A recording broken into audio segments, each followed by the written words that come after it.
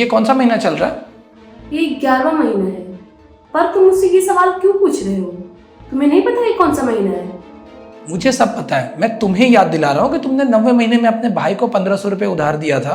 तुमने तो कहा था कि वो 10 दिन में पैसे रिटर्न कर देगा, पर ये 11वां महीना चल रहा है, 2 महीने तो हो गए, अभी तक तुम्हारे भाई ने पैसा क्यों नहीं रिटर्न किया? जल्दी ही दे देगा वो पैसे, अपने लिए जॉब ढूंढ रहा है वो।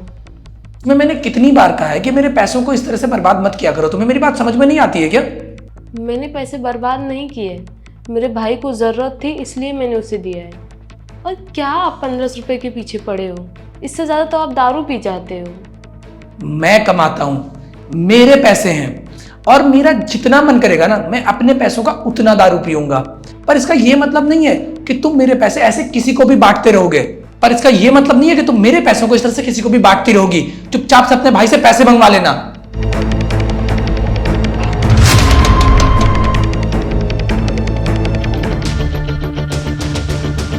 मुझे 800 रुपए डिडक्शन का मैसेज आया है। तुमने मेरे अकाउंट से कुछ ऑर्डर किया है क्या ऑनलाइन? हाँ, वो मेरे पापा का फ़ोन अचानक से ख़राब हो गया था, तो मैंने उनके लिए कीपैड फ़ोन ऑर्डर किया है। बार बार समझाने के बाद भी मुझे लग रहा है तुम्हें मेरी बात समझ में नहीं आ रही है। तुम्हें मैंने कितनी बार कहा है कि मेरे पैसों को इस तरह से बर्बाद मत किया करो। तुम्हें मेरी बात आखिर समझ में आ क्यों नहीं रही है? मैंने पैसों को कहाँ बर्बाद किया है? पापा का फ़ोन अचानक से ख़राब हो गया, तो मैंने उनके लिए सिंपल कीपैड फ़ोन सिर्फ 800 रुपये में ऑर्डर किया है। एक बात कान खोलकर अच्छी तरह से सुन लो तुम। मैं तुम्हारे निकम्मे परिवार वालों के ऊपर में अपना 1 रुपया भी खर्च नहीं करना चाहता हूँ।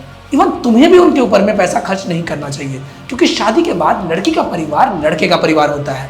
अब वो तुम्हारा परिवार नहीं है।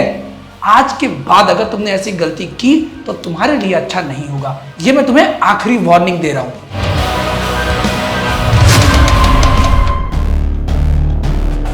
मेरे पेट में बहुत ज्यादा दर्द कर रहा है, मुझे डॉक्टर के पास ले चलो। क्या बोल रहे हो? पेट में दर्द कर रहा है? चलो चलो डॉक्टर के पास।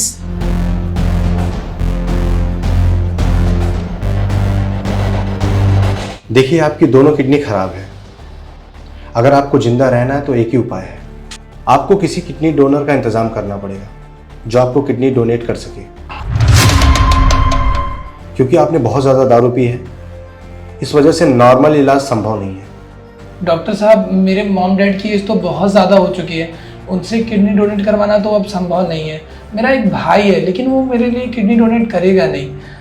अगर मैं आपको ही कुछ पैसे दे दूँ तो क्या आप मेरे लिए किडनी डोनेट का इंतजाम कर सकते हो?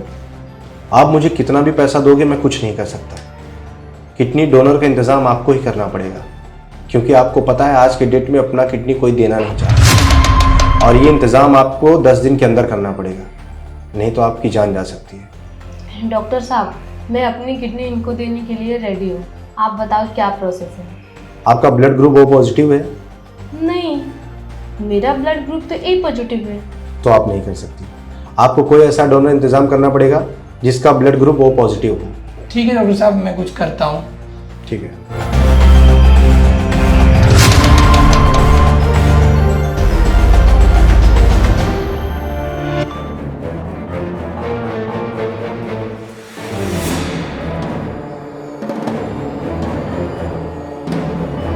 अब आपको जरा भी टेंशन लेने की जरूरत नहीं है, सारा प्रॉब्लम सॉल्व हो चुका है। कैसे ना लूँ टेंशन?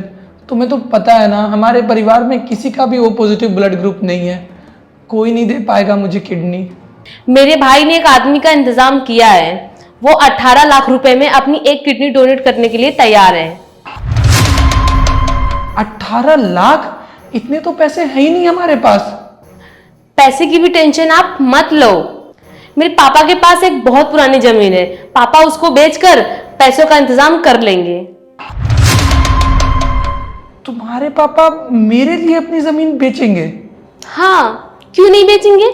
उन्होंने कभी भी आपको अपने बेटे से कम नहीं समझा। मैं तो हमेशा उनके लिए भला बुरा बोलता था, फिर भी वो मेरे लिए इतना बड़ा काम कर रहे हैं। माँ बाप के लिए बच्चे कितना भी भला बुरा बोल ले, माँ बाप उन्हें हमेशा माफ कर देते हैं। आपको भी वो अपना बच्चा ही समझते हैं, इसलिए आपकी बातों को उन्होंने कभी अपने दिल पर लिया ही नहीं।